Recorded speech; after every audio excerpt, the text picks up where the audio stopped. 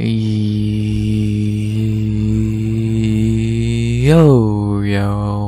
RX, back with another breakdown of UFC Fight Night, Holloway versus Zombie. We back, and we back in Singapore. Yeah, back to fight nights after a fun pay-per-view, and this is the first of, I think, 3 in a row of fight nights with a crowd. We are in Singapore this week, Paris next week, and then we had a Las Vegas in 2 weeks after that. So, and in the middle of that, we got Australia for a pay-per-view. Quotations, because it sucks ass. But that's for that breakdown in 2 weeks. The breakdown we have this week is Zombie and Holloway, which is actually a pretty decent card. 13 fights in Singapore, early as fuck. 5 in the morning. Fun.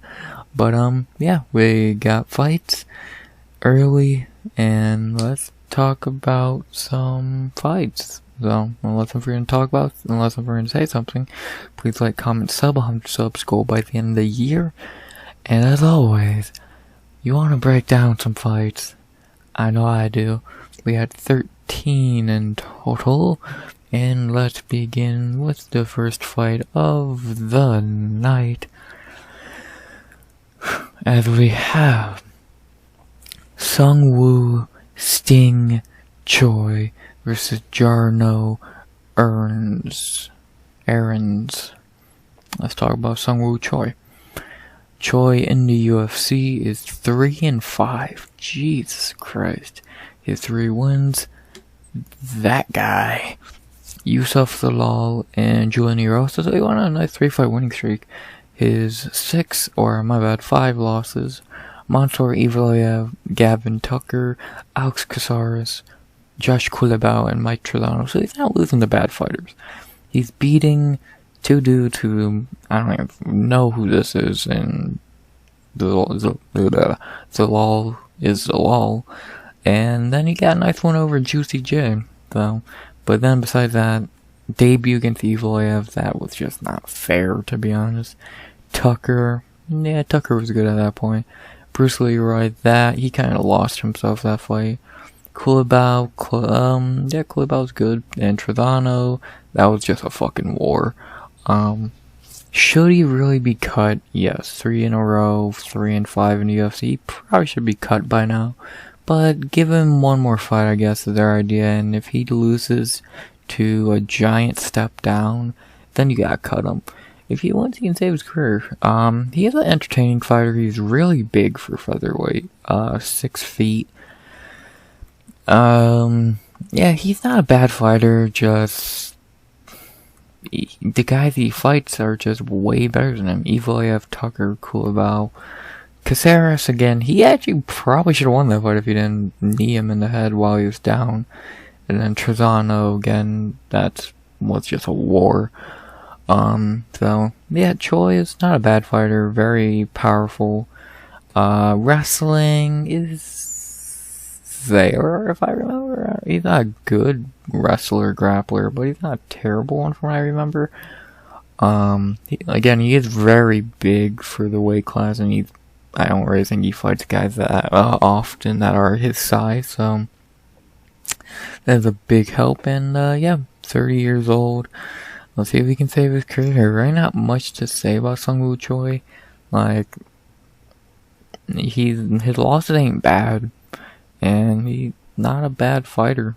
He's just had an unlucky run, and he's fought guys who are better than him. So, yeah, not very much more to say about Seung Choi. To talk about his opponent, Jarno Errens. Jarno in the UFC is 0-1. He made his UFC debut almost a year ago against William Gomez in Paris, and he looked It was nothing special by any means. He pretty much just got out-wrestled from what I remember. Very terrible fight and not a really great debut for him. Like, he looked alright. He did kind of put up a fight, but he still got pretty clearly beat. And to get clearly beat by William Gomez ain't the greatest thing in the world. I do think Gomez is very overrated. He's not very good. But yeah, Errens.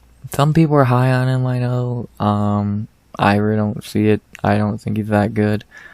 From what I've seen, his record 13-4-1. It's not bad. It's only 28. Unless did he beat anyone good on the regional scene? Not that I see. Yeah. I really don't see. He's shown me in his only UFC fight, he didn't show me anything positive, and besides that, I really just not seeing anything that great from him. So maybe he can get back on track here. Has had a year to get better. Step up in competition, in my opinion, and let's see if he can show something, because he needs to. Because for me at least, I've just not seen anything that great from him. So yeah, not very much to say about his fight. Like, I'm not trying to rush through these, but I already got a little to say. Choi is Choi, ups and downs, and Errens has had one fight and did not impress me, so not very much to say. The betting odds for this fight have Seung Choi minus 155 plus 130. I agree he should be the favorite, but I would definitely move down to minus like 130, 125. A small favorite. I would trust him more in this fight, but at the same time, it's hard to trust Seung Choi. He has lost fights he should have won. So this is the most favorable fight of his career outside of that one dude that no one on earth knows, and Yusuf Salal, I'll say. So this is the most favorable fight of his UFC career in a while, since Salal 2.5 years ago. So I do think Choi. I am going to go with Choi here. I am going to go with the favorite. I do think he will get the win here. He should be able to be a better fighter on the feet. He has inch and a half reach, an inch taller. Not as big a advantage as you would think, but still decent advantage, small advantage. And I just think he should be able to be a better fighter here and get the win. Unless Errens just comes out and looks great or does something I did not think he would or could, then props to him. But right now, who am I more confident picking? Seung Choi. So I'm gonna go Seung Choi by decision. I don't really think he'll finish him.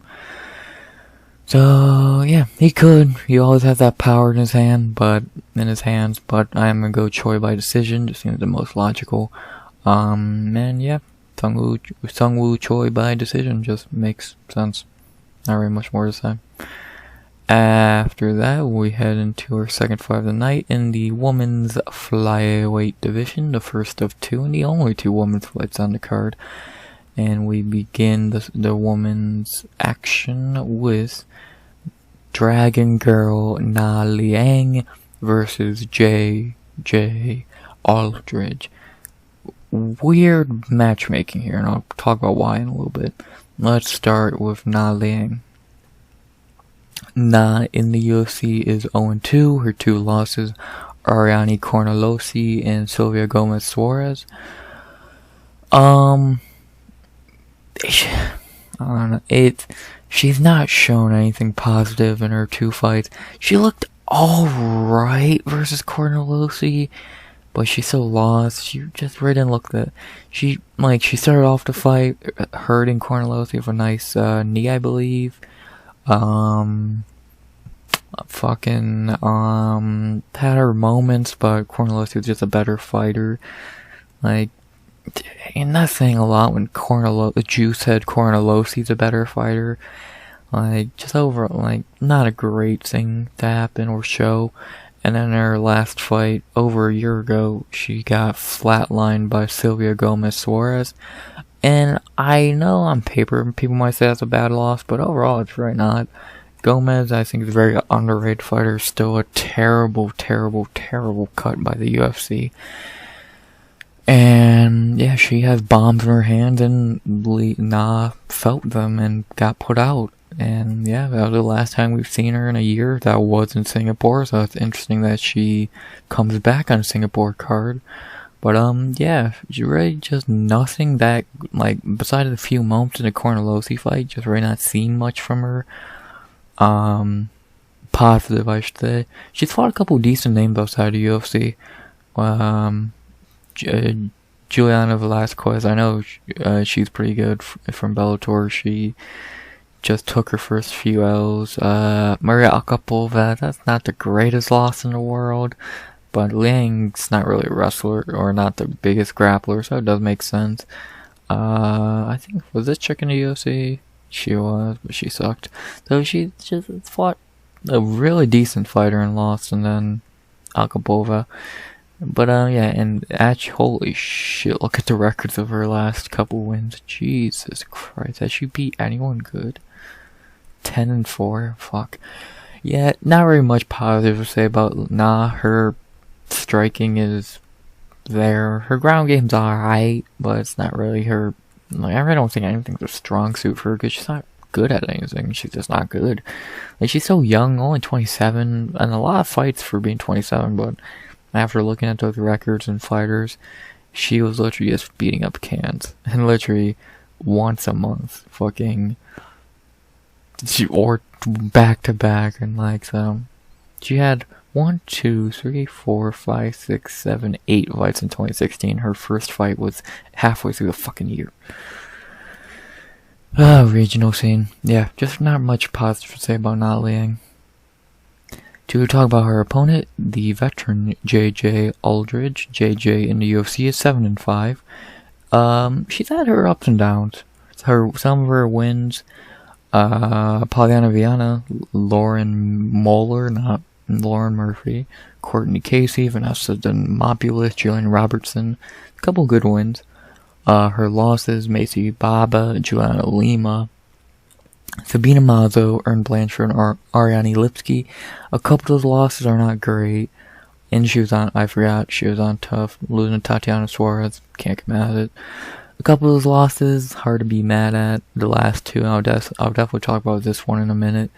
And some of her wins are pretty decent. Polyana Viana, Jillian Robertson, and Vanessa Demopoulos definitely are her 3 best wins in the UFC. And then for losses, like, these 2 are bad L's, 2 terrible fighters to lose to. Lipski in her last, talk about the Lipski fight first. Lipski showed up with a improved skill set that no one knew she had. She was able to stop takedowns and just was able to beat her up. Aldridge is not a good striker. She's not a striker. She can't strike, to be honest. She really just wants to wrestle with you. And sometimes it works. Fuck, it won her the first round against Erin Blanchfield. So, she's, the only person to win a round against Erin Blanchfield so far in the UFC. So, and she is winning that fight until she got fucking submitted. So, yeah, Aldrich is a very underrated fighter, good fighter, but no strike. If she actually got some striking, I could see her being a top 15 fighter. Yes, with the lack of striking, it has made her very beatable. So, and if you know, most people she beat are wrestlers or people who are not good at wrestling. And if you notice, the people she loses to are people who are pretty decent. Tatiana, Erin, Lipski, etc. So, yeah, Aldrich is a good fighter, but she has a really one-dimensional game plan. Either she's gonna wrestle you, or you're gonna be able to beat her up on the feet. So, yeah, really not much more to say about JJ. So, yeah. The betting odds for this fight have JJ Aldrich minus 550 to plus 400. I agree. And to talk about the matchmaking being stupid for this fight, why are you doing this matchmaking? I know they are both coming off 2-0s, but Na lost to Gomez and Cortes-Acosta, 2 people who are not in the UFC anymore, but I'm pretty sure Cortes-Acosta is cut. JJ lost to Errens and Lipski. Like, bare minimum, she should be fighting like an Akapova, not a Na Liang, who, fuck, you could cut now. So, I really just think they want Aldrich to get a back in the win column. I don't really know why Aldrich is not very exciting, but that's the only thing I would get, because this fight makes no sense really, so...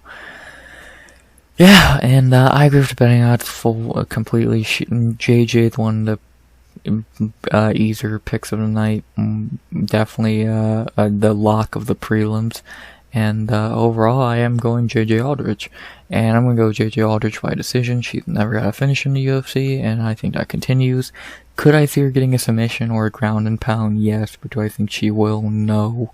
So, yeah, I'm going to go JJ Aldrich by decision. Extremely confident. Don't see being able to win this fight. So, yeah, Aldrich by decision. After that, we head into our third fight of the night, a battle of Contender Series alum from last season, no less. As we have Yusaku Kinoshita versus Billy Goff. Let's talk about Kinoshita.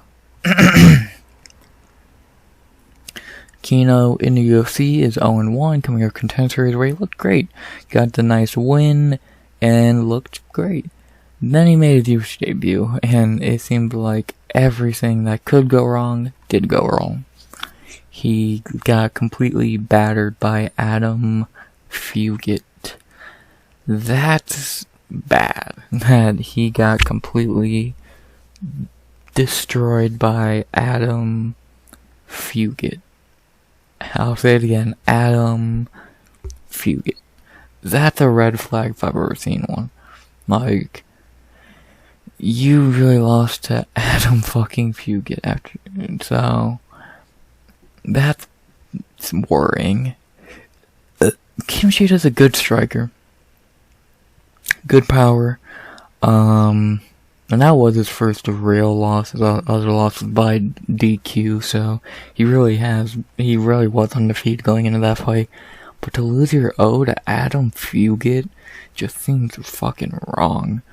And it's a terrible loss. He really needs to show something in this fight if he wants to wash away that garbage of a performance and loss.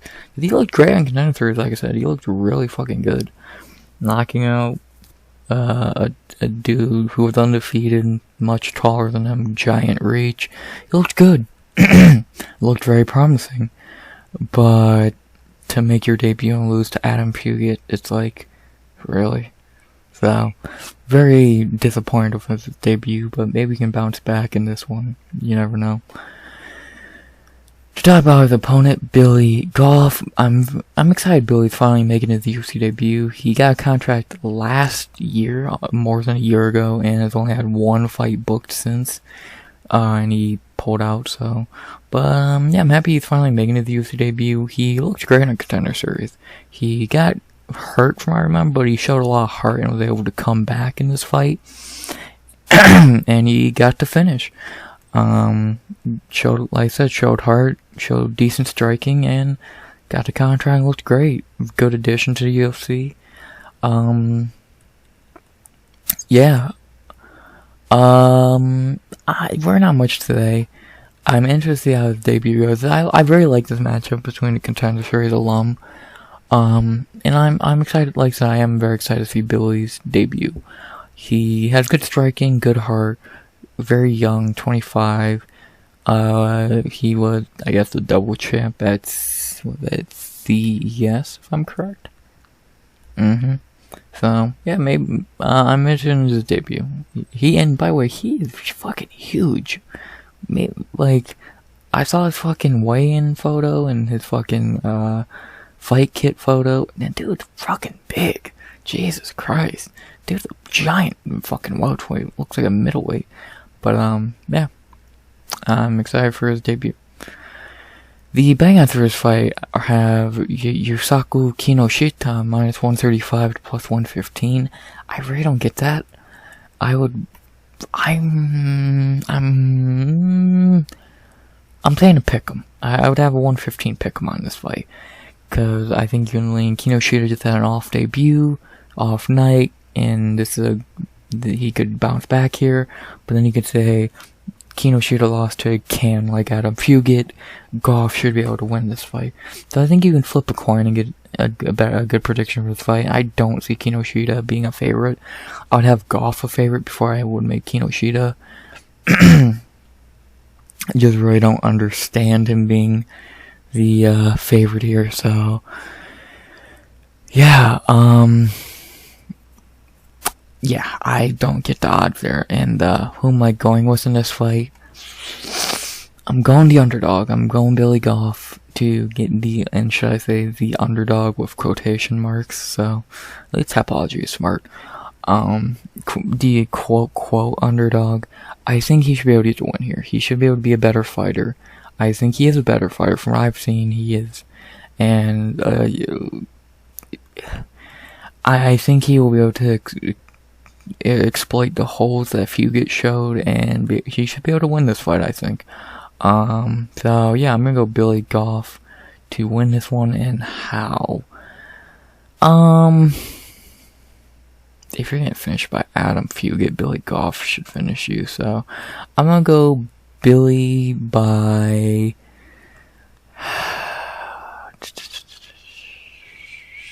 I'm gonna go Billy by knockout / TKO in the second. I think he'll be able to maybe tire out Kinoshita, hurt him, and then get to finish in the second. Yeah, I don't see a decision here, so yeah, I'm gonna go Goff by finish in the second. I think he'll be able to hurt him and finish him in the second. So yeah, not very much more to say. Billy Goff by knockout in the second. Let's see which Contender Series alum gets their UFC win. Not very much more to say. After that, we had to welterweight for a very weird fight, and a pretty clear fight, to be honest. As we have the assassin Kenan Seung versus the machine Rolando Bedoya. Let's talk about the veteran Kenan Seung. Kenan in the UFC is 4-3. His 4 wins: Bobby Nash, Hector Aldana, Derek Kunt, and Colin Porter. Raise your hand if you know who any of those motherfuckers are. And his 3 losses: Alex Morano, Max Griffin, and Ian Gary. Kenan's not very good. And I think, like, dude, who the fuck are these guys that he's beating? Jesus Christ. He's beating a bunch of fucking cans. But, yeah, and his 3 losses are to 3 good fighters that he's nowhere close to in skill. So, it makes sense. His wins and losses make sense. He's losing to guys he should easily be losing to, and he beat 4 guys no one on earth fucking knows. So, yeah. If I'm being honest, and I'm not trying to be funny with this, his career highlight's gonna be hurting Ian Gary in the first round and dropping him. And in a fight he lost, that's gonna be his career highlight. Dude's just not very good. He is 33 years old. Took a long layoff after the Max Griffin fight, came back and got pretty much manhandled by Gary outside of the one drop late in the first. And overall, he's just not good. And this could be the nail in his coffin. He's in a giant step down, but still, I don't think he is on the level of who he's fighting. And I don't see this being a good fight for him. So, I really don't have much faith in Kenan here, and I do think this will probably be his last UFC fight. So, and weird fact, he fought Izzy. Just want to throw that out there. Yeah, just not like Kenan can strike, but that's about it. And he's not even that great of a striker, so yeah. To talk about his opponent, Rolando Bedoya. Rolando in the UFC is 0-1. In the UFC debut, he had a very close fight with Chaos Williams. Could have went either way. A lot of people say he got robbed. I get it. It was a very close fight that you could score either way. And he did look like the better fighter. Chaos had a very terrible performance, and Bedoya showed heart, a good chin, and just had a good fight. Really impressive debut, even in a loss. Yeah, not really much to say. He brought the fight to chaos, so what is he really gonna do to Kenan? Like, there's really not much to say about this fight. It's literally just get Bedoya his first UFC win. I think he will get his first win here. So, yeah, really not much to say about this fight. So, yeah. The betting odds for this fight have Rolando Bedoya minus 325 to plus 260. I agree. He, in one fight, he's looked better than Kenan has in his whole UFC career, and he should easily beat Kenan Seung, pretty easily. So, yeah. How do I think he's gonna win this fight? I'm gonna go. Fuck.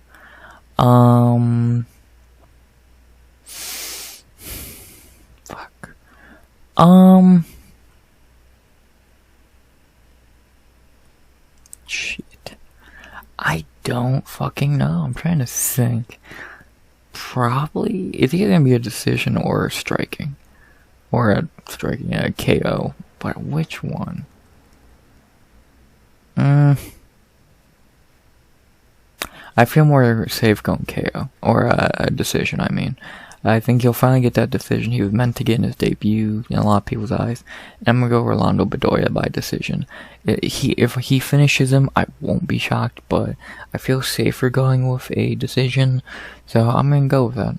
So, yeah. My pick is Rolando Bedoya by decision. Very little to say about this fight, like I said. Kenan's really just being cannon fodder to this kid at this point, so yeah, not very much more to say.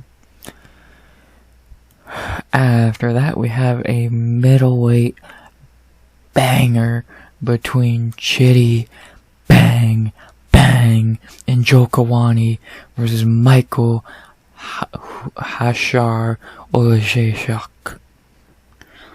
Let's talk about Chidi and Njokuani. Chidi in the UFC is 2-2, his 2 wins, Marc-Andre Barriault and Dusko Todorovic, his 2 losses, Gregory Rodriguez and Albert Duraev. His 2 wins, he ran through 2 dudes he should run through, and his 2 losses, RoboCop, that was just, how he didn't finish him with that knee in the first, I don't know.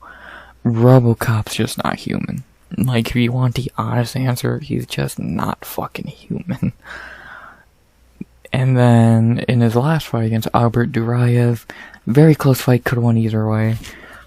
Very underwhelming performance by Chidi. Albert is definitely not as good is not very good. I think Chidi could have had a lot better performance, and definitely, and even saying that, a lot of people say he won that fight, so what does that tell you? I don't even remember the fight too much, so whatever. But, yeah, very disappointing performance by Chidi and Njokuani. But, maybe he can bounce back this fight, because, that was a very terrible performance against Albert, and then against RoboCop, he looked good, but still just couldn't finish him.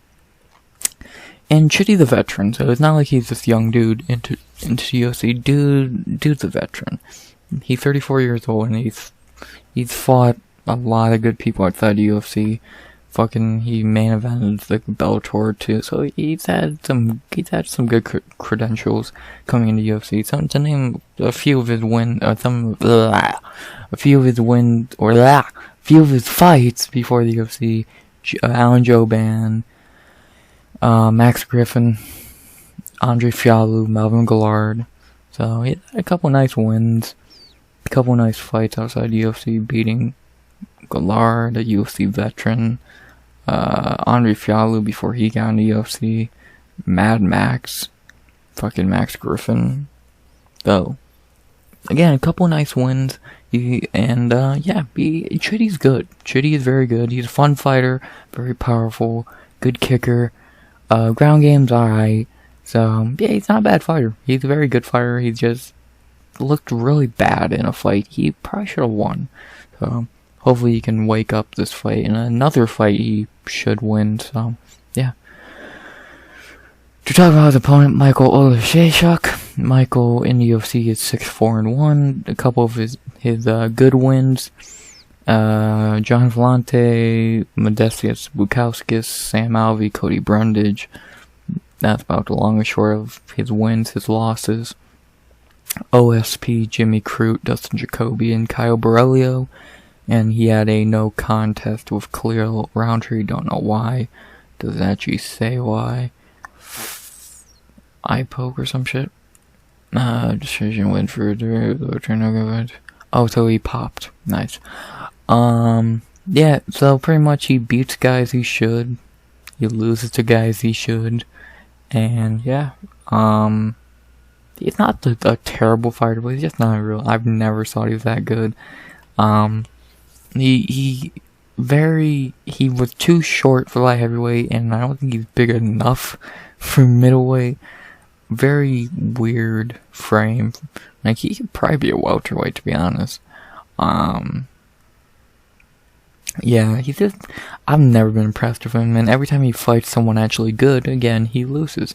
OSP, Crew, Jacoby, and Kyle are very good fighters, and he got beat by all of them. And his wins are guys who are not even in the UFC anymore, or suck. So, like, come on. Can you even name half of these guys? Probably not. So, I remember, I think all of them, but not for good reasons. So, yeah. Not very much. Like, Michael's a good striker. His ground game's pretty good. He probably is the better ground fighter in this one, but his striking is definitely the weaker of the two in this fight. And if he tries to strike with Chidi, it might end bad for him. So, yeah. The bangouts for this fight are pretty much a pick'em. I disagree. Yeah, actually, the more I think about it, I agree. 115, 110 apiece. Because what if Chidi doesn't show up? And like he did against Duraev. And the funny thing, if that does happen, he could still win. Because again, it was a close fight with Duraev. If Chidi at his best form, like his first 3 UFC fights, shows up, then he's gonna win this. But if he shows up not at his best, or he can't stop takedowns, he's gonna lose. He is a better fighter in this fight. I do think that. He's much bigger, 6'3", 6 foot, long reach.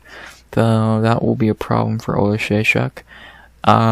Michael will probably try and dive in like he has before, because he is a smaller fighter. It might work, might not work. But I do also see Chidi being able to maybe clip him with a step back, Sean O'Malley style. So it's very, very interesting fight. Who am I going with in this fight? I'm gonna lean Chidi Njokuani. I do think he'll show up. 2 fights kid, he knows he needs this one. And I think he'll be able to knock out Michał Oleksiejczuk. So I'm going Chidi Njokuani by knockout in the first. I hope he can get back on track. I think we're all fans of Chidi. This is a fun fighter, and let's hope he can get back on track. So, yeah, Chidi Njokuani by knockout in the first. After that, we head to bantamweight for a very weird fight, as we got Toshiomi, silent finisher, Kazama versus Garrett Armfield. Why? Let's talk about Kazama. Kazama in the UFC is 0-1 in his UFC debut. In the finale of Road to UFC Bantamweight, he got completely flatlined by Rinya Nakamura, who we'll talk about later. He fought completely fucking stupid. He fought like he was down 4 rounds and needed a finish in the 5th. Like, he fought beyond stupid and got clipped and finished. From what I remember, he said if he lost that fight, he was gonna retire. Well, that was a fucking lie. They were not sure why they signed him, because again, he did lose. Maybe because it was entertaining, but come on. I really am trying to think of what I can say about him besides, yeah, he fought really stupid in his last fight. So, yeah, it's really little to say, I guess. He's a grappler. He can strike a little bit. Probably just not much positive to say about a dude who really shouldn't even be in the UFC. Speaking of dudes who should not be in the UFC, Garrett Armfield. Garrett in the UFC is 0-1 in his UFC debut on short notice. He fought David Onama in a rematch and he lost. He actually looked pretty good though. He had moments in that fight, but overall he did get subbed in the second. Not a bad performance, just still not sure why he's in the UFC. Again, I know he stepped on short notice, but he just fall in that category of I'm only here because I said yes on short notice, and now they are letting me have another fight. But that's fucking stupid, so I don't know. Yeah, he's here. About the most positive thing I can say. Yeah, he fought Ronnie Lawrence in his third fight. That's a tough fight for anyone. Yeah, and he's been off for over a year, so yeah, who knows? Maybe he can. Maybe he's gotten better. Definitely a giant step down from Onama, and he's back in his real weight class. So this will be interesting. The betting odds for this fight have Garrett Armfield -165 to +135. I disagree. Pick him. How could you really pick a better side in this? Neither guy I trust very much. One dude fought stupid in his debut and shouldn't be here. The other guy just shouldn't be here. So, yeah, very not much positive to say about this fight. Yeah. I got few words to say besides loser gets cut? Probably. Maybe. Never know. Yeah. So, who am I going with in this fight?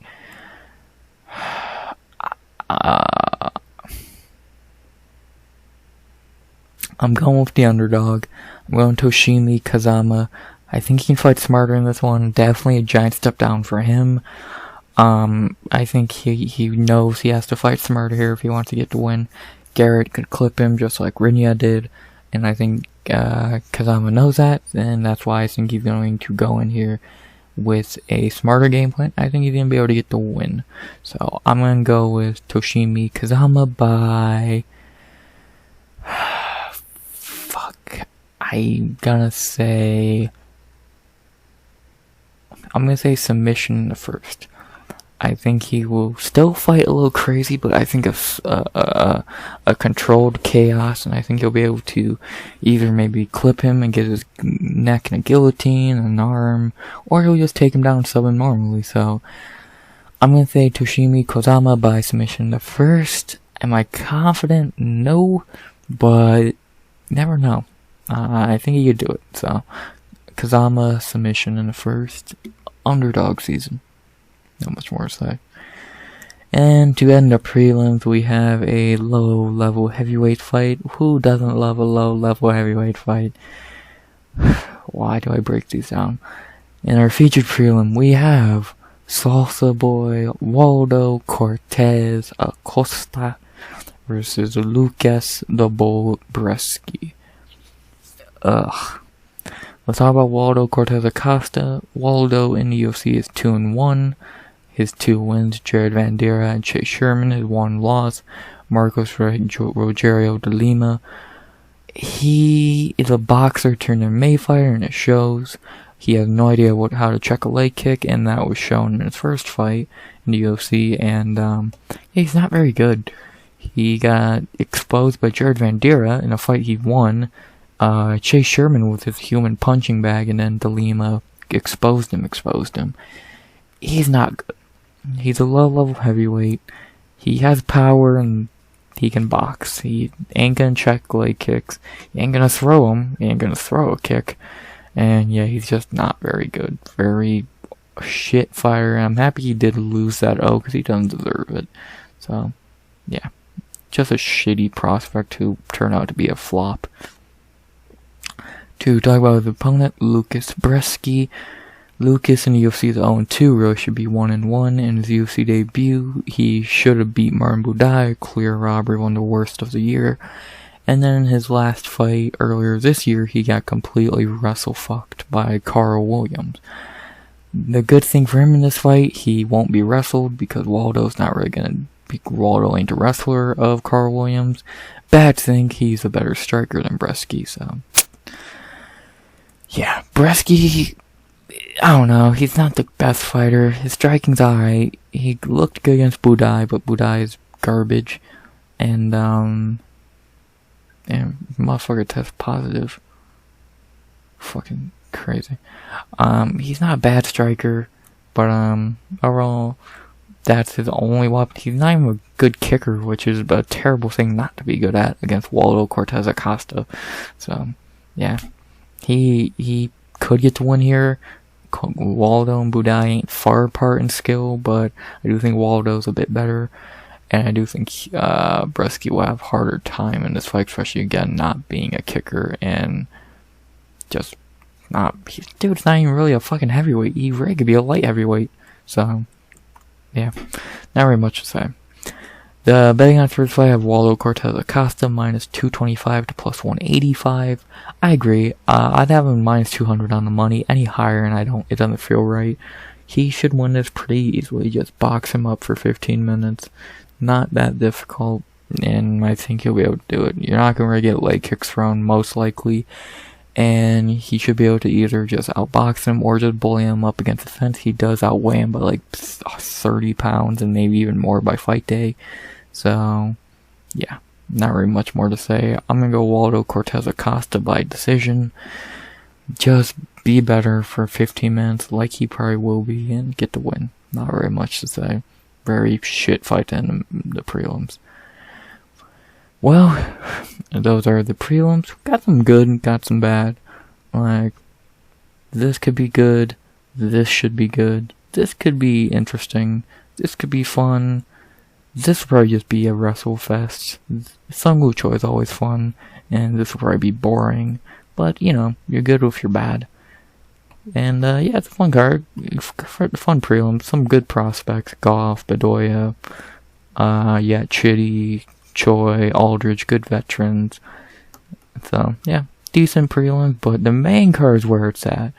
And it's really where it's at, but we have to start with the 6th main card fight. We can't go into the good 5. Well, 4.5.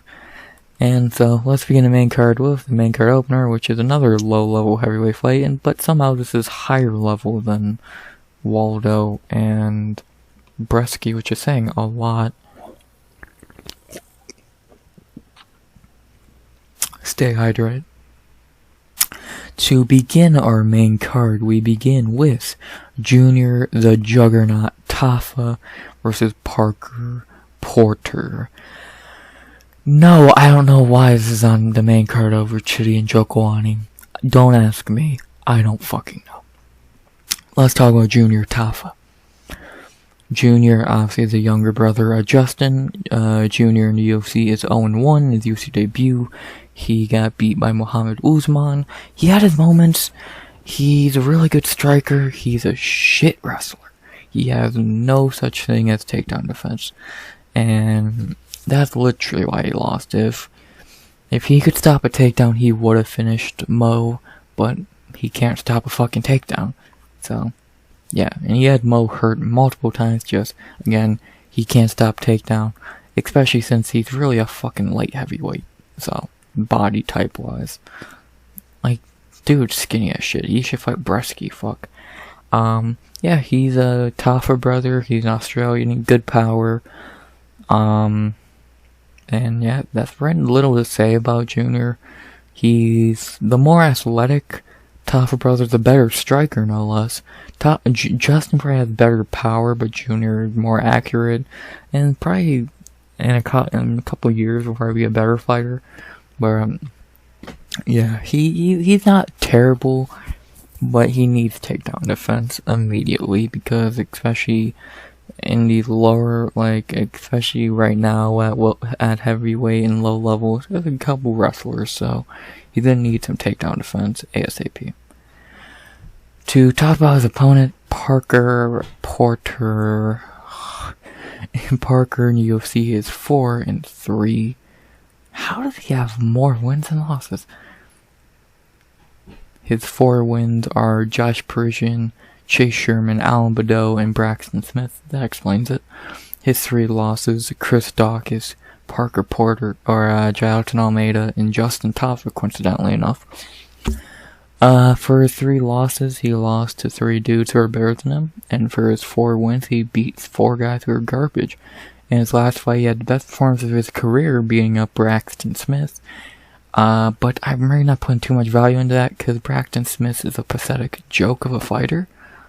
Yeah, this dude fucking sucks ass, and he literally gassed after like 90 seconds. So, yeah, Porter got his first UFC win by finish, and again, it was the best performance of his career. But now he's back to fighting legit fighters, and yeah, probably not gonna go good for him, especially since he already fought the other Tafa brother, and it went pretty bad. So, yeah. Porter is actually probably the best fighter out of your combo of him, Parisian, Sherman, Bedoya, Collier, Vandera. He's probably the best fighter, but is that saying a lot? No.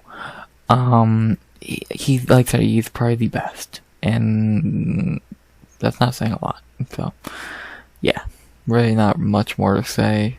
He's the best of them, but he's 38 years old and he's not very good. Why is he in the UFC? Oh, and did you know he fought John Jones? They'll remind you every 5 fucking minutes he fought John Jones. No one gives a fuck. Thank you. The betting odds for this fight have Junior Tafa -145 to +120. What was Justin's betting odds? And I'll say that should be the exact same. Well, actually, no. Yeah, I agree with the betting odds completely. Junior should be a good favorite, and he should win this fight. If Justin did it, Junior should be able to he should be able to just knock Porter out early. Hopefully, his biggest worry is Porter clinching him up against the fence, getting a takedown. That would be bad, but if he can keep it on the feet, he should easily win, and yeah. I'm going Junior Tafa by knockout in the first. Really not a complicated pick, and should go the same way as Justin's fight with Parker. So, yeah, Junior Tafa by knockout in the first. After that, we head to the best fight on the card. Fuck you and fight me. We have what should be the co-main event, and now the card really starts main card wise. We have a banger between cold-blooded Blanchfield versus Taila Santos. I know it's Erin. I'm gonna keep saying Errens. That's how it's fucking spelled. Let's talk about Erin Nurmagomedov. It's not Blanchfield. Erin in the UFC is undefeated at 5-0. Her wins: Sarah Alpar, Miranda Maverick, JJ Aldrich, Molly McCann, and Jessica Andrade. And yeah, I'm not gonna waste much time. She is a fucking monster. She is, I'll say it right now, she will be the #1 pound for pound women's fighter in the world one day. She is so fucking good, it's terrifying, and she's only 24 years old. Like, look at what she ripped through Sarah Alpar, she ripped through Miranda Maverick. She actually had some problems with JJ, but she subbed her in the end. Completely embarrassed Molly McCann and ran through Jessica Andrade. Now she's fighting Taila Santos. Fuck, I think she'd be fighting Grasso. If I'm being honest, she should have the next house shot. Fuck Val. Val can wait. Give the new blood her fight, but whatever. She'll hold a belt. By this time next year, she'll be holding the belt. Mark my fucking words. She is probably the best. Outside of Casey, of course. She is the best fighter in this weight class, and she's getting better. Her striking's getting better. We might see the next fucking, dominant female fighter for the next 10 years. We might see the next Nunez, domination-wise. Fuck, cause we might see the next Joanna. domination. And unlike Nunes and Joanna, well, unlike Joanna and Valentina, she's gonna actually be beating good fighters. Because let's say this happens. She beats Taila, she gets the belt beating Valor Grasso, and then she's gonna have to defend against your Manons, your Natalia Silvas, your maybe Karene Silvas, your Casey O'Neills, your fucking Jasmine Jazdavicius, Tracy Cortez. Like, those names who are very talented, and fucking Alexa Grasso or Valentina. So, yeah, Blanchfield's a fucking killer. So, not very much to say. To talk about our opponent, Taila Santos. Taila in the UFC is 4-2, Rose should be 5-1. Her wins are Molly McCann, Jillian Robertson, Roxanne Modafferi, Joanne Wood, and Valentina Shevchenko. Her one loss in the UFC is Mayra Boalia. She's a decision machine, to be honest. Her wins are all pretty dominating. Molly, Jillian, Roxanne, all people you should be beating. She ripped through Joanne Wood. But then her last fight, where she really should have been UFC champion, she beat Valentina. I don't care what anyone says. First 3 rounds, same thing as Reyes and Jones. She clearly took the first 3 rounds. What the fuck were the judges watching? I will never know. But yeah, Taila Santos beat Valentina. Valentina's overrated. Anyway, yeah, Talia's good. She might be the better striker in this fight, but it might be close, and she has nothing on Errens grappling, so. And I do think she switched gyms, because I know she had some bullshit with her coach. So, yeah, I'm pretty sure she switched gyms, and now she just trains with wherever she trains with, so. Yeah. I'm happy Talia is back, but this might be the worst fight she could have had in her return. So, she's good. Talia's really good. But I don't think she's earned love. The bad for this fight have earned Blanchfield -150 to +125. I would have earned -200. Until you show me a fucking weakness, I cannot have her anything under -200. And when she fights Val and Grasso, she might even be a bigger favorite. Against Valentina Shevchenko, I would say Erin Blanchfield should be -200, if not higher. Call me stupid, whatever you want. If that fight happened, I'll say right now, Erin Blanchfield versus Valentina Shevchenko goes like Khamzat Chimaev versus Li Jingliang.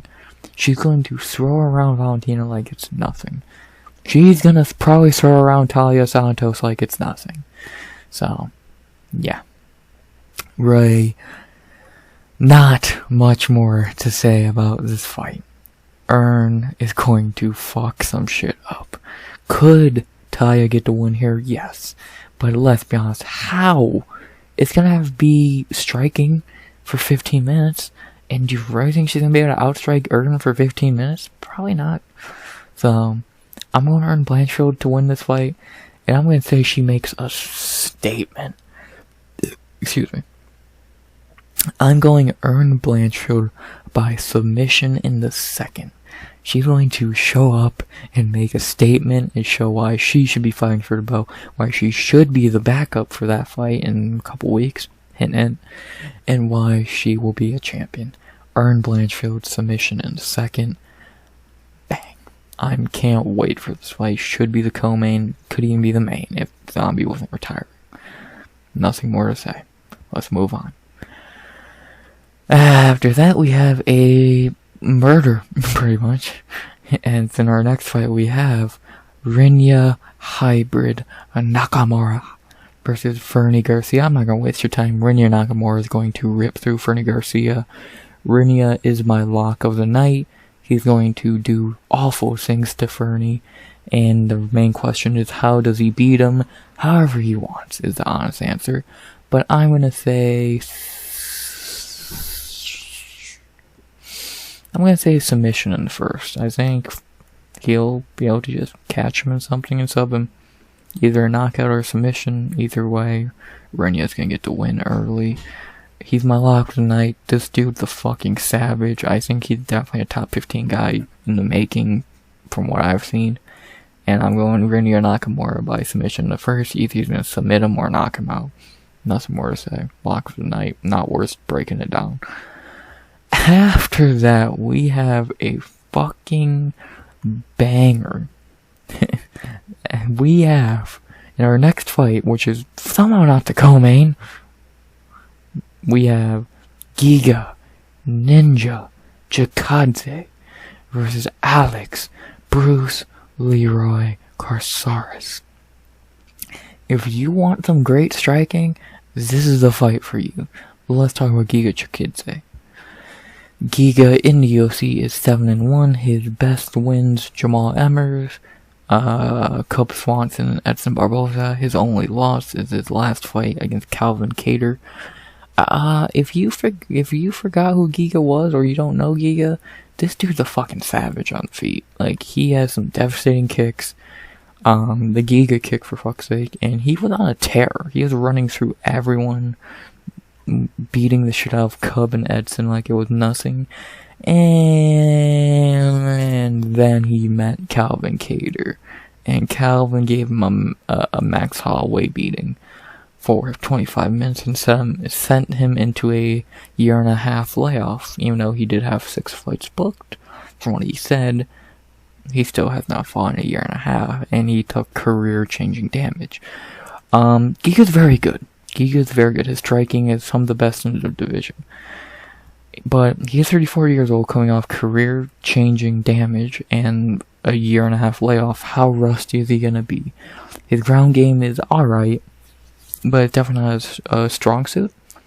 And like I said, 1.5 year layoff. How rusty is he gonna be? That will be the big question. And yeah. Now I really got a little to say about Giga. If you don't know Giga, where you been, bruh? Giga's really good, and actually, happy birthday, Giga. I'm filming this on his birthday, so yeah, he's 35 years old, and we'll see how he does. This is definitely a tough test, even if people don't want to admit it. This is definitely a tough test for Giga. So yeah, to talk about his opponent, Alex Casares, the man who's hitting his prime at 35. In the UFC, he is 16-11-1. To talk about his, I want to just talk about his fights he's had since 2020. He is 6-1. He had wins over Chase Hooper, Seung Choi, Julian Erosa, Daniel Pineda. Those were the best ones. And his only losses is Deke Youssef. And I know those wins ain't impressive, but he's looked impressive in them. Destroyed Chase Hooper's height. Ran through Springer and Kroom. Crazy comeback against Seung Choi. Completely flattened Julian Erosa. And then had a war with Daniel Pineda. This dude's really hitting his prime at 35. Like, and if you look at his UFC career before this, like, he was a very up and down fighter. He had his wins, he had his losses. Came off a tough, lost to Michael Johnson, lost to some nobodies, and won some. Nice winning streak, and then he lost to Faber. And then he lost a few, then he got 2 wins, had a main event with Jair, no one remembers. But lost. Lost to Jason Knight, got a win, lost, got a win, lost. But then, after that Crown Gracie fight, he's just been different, especially in the 2020s. 6-1 for him is crazy. There's no point in his career you can really say he was 6-1 in his last 7. So, and he's top 15 dude right now. And if he wins this, he's in top 10. And I think I speak for everyone when I say we're all happy for Bruce Leroy. I think we're all a Bruce Leroy fan because dude's just entertaining. Dude's a great dude from what it seems, and he's an entertaining fighter. A veteran who's been around forever and has just finally putting the pieces together for a nice run. And this is his last run. If he loses this, it's over. He's just gonna go back to maybe some wins, some losses, and that's it. Youssef was his first strike. This could be his second if he loses. So I hope he does get to win here. This would be giant for him, but then if he does, how does he, I'm not as biased as it can be for Bruce Leroy. I really don't know how it goes with him against top 10 dudes. He might be able to beat a Josh Emmett. That's it. He's not beating anyone in the top 5. He's not beating most people out under him, so this is a very interesting fight, but this also, if he wins, it makes more questions than answers, so yeah, the only question to answer is, wow, Giga's really fucking rusty. So, yeah. The betting odds for this fight have Giga Chikadze minus 240 to plus 200. I moved Giga down to minus 190. I don't know. I can't count on Bruce Leroy. Should Giga win this fight? Yes. Giga's better on the feet. Bruce Leroy's better on the ground, but if it doesn't hit the ground, then it's Giga's game. But also, Bruce Leroy is just different. Giga's never fought a guy like Alex. He's a very creative striker. He goes to the MMA Lab, which is known for their strikers and creativity. Sean O'Malley. The MMA Lab's on a hot streak also. I think that they have great momentum. 4-0 in August. Coming off a title win. And Bruce Leroy's on a roll. 6-1. His only losses to Yusuf. Very interesting. So, very interesting fight. And who do I think's gonna win? Giga Chikadze. But who am I picking? I'm biased and I always go with Bruce Leroy. So I'm gonna stick with that.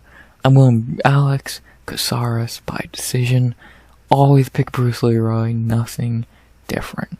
Bruce Leroy by decision. Let's do it. It's not gonna happen, but I'll dream. It could happen. It's not likely though. Yeah.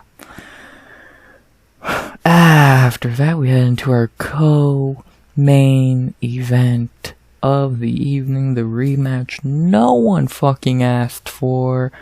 Anthony Lionheart Smith versus Ryan Superman Span.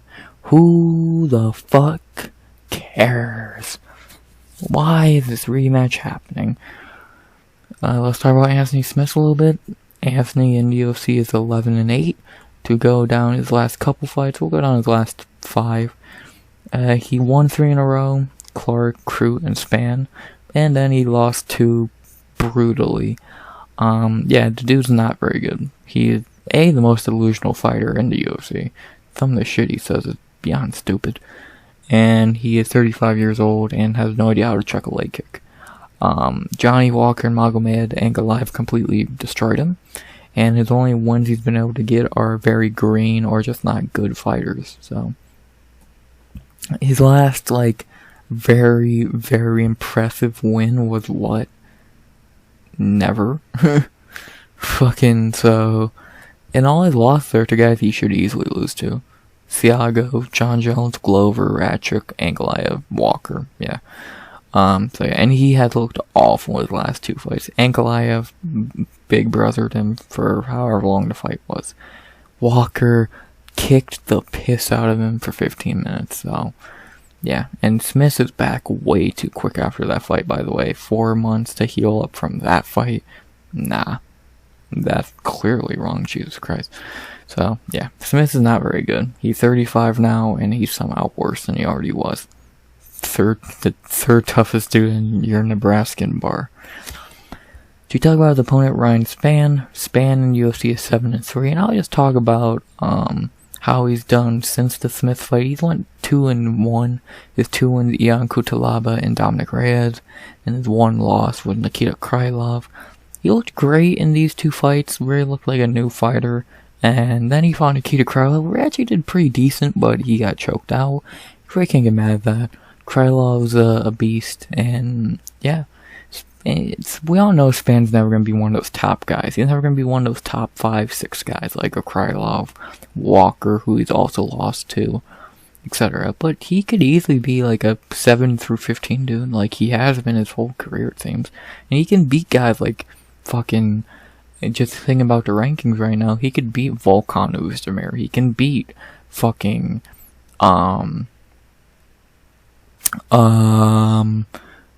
fucking, who's ranked in that shitty division? Jesus Christ, Dominic Reyes. Yeah, he could beat Volkan, Jacoby probably. Like, he could beat guys like that, but yeah, he's never gonna be a top guy.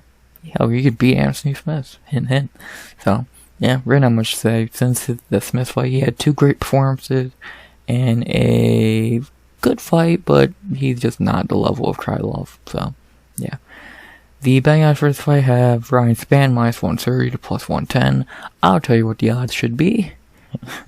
I'm just going to copy them from the last fight. Ryan Span should be minus 165, and Lionheart should be plus 135. Spann should win this fight. He's just a better fighter. Smith is not good. He's really terrible.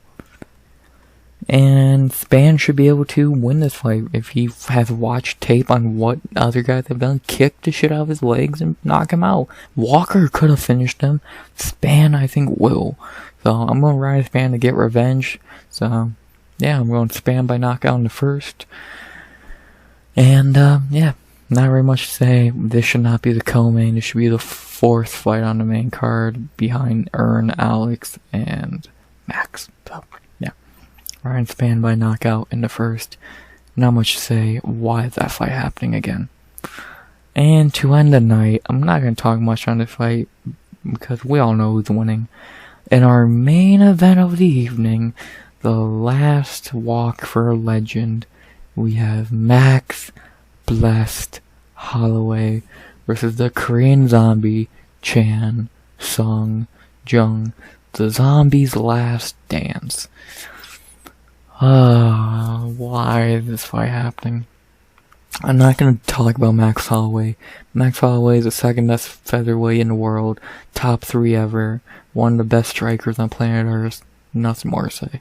I just want to talk about Zombie. A legend, gonna retire. This is the last fight in Singapore against a guy he's wanted to fight. It's cool he's going out against a fellow great, but this is gonna be fucking vicious. He's gonna get beat so... I've been saying, and I've been saying this and I stick by it, this is gonna be worse than the beating Max gave Cater. Like, this is gonna be really, really fucking bad. Like, this might be the first fight ever to have 5 10-8s. Because, dude, Max is just going to kick the shit out of Zombie like Volk did. Volk destroyed Zombie. That was hard to watch. Volk felt bad. Volk felt bad. And he was the one doing it. Now Max is gonna do it too. He'll probably feel bad too. Fuck.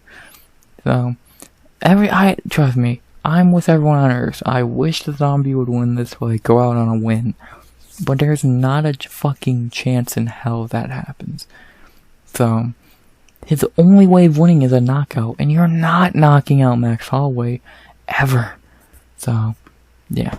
Not gonna waste your time. Max Holloway's the pick. He's gonna win so easily, it's not even funny. And I feel bad for Zombie that he's gonna go out on a fucking beating. But in the same breath, doesn't it feel right that the Korean Zombie goes out getting his ass beat? To an extent, yes. So, yeah, I'm going Max Holloway.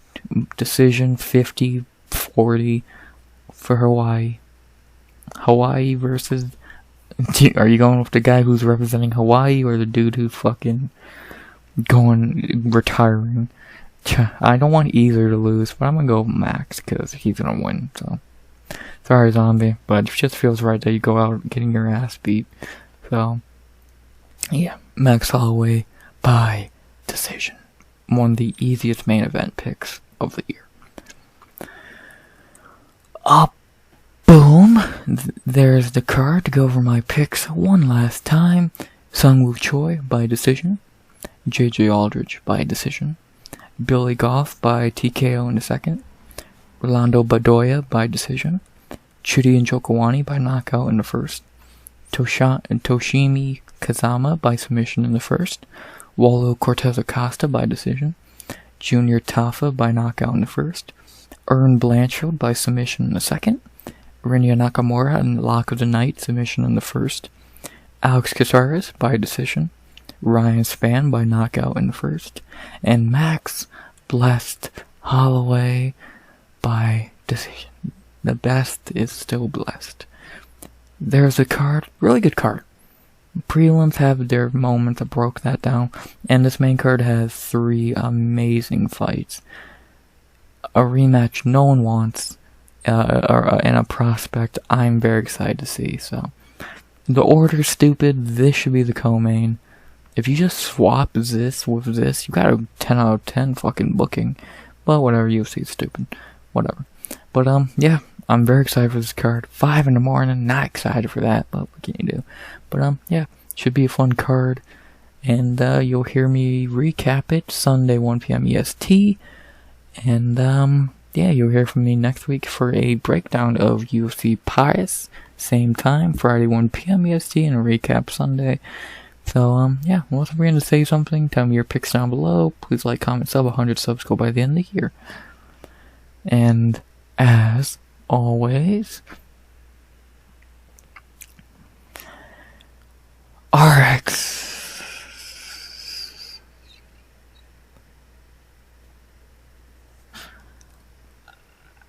Out. Zombie. I don't know. I want to do something for zombie, and that's the only thing I can think of. Deuce.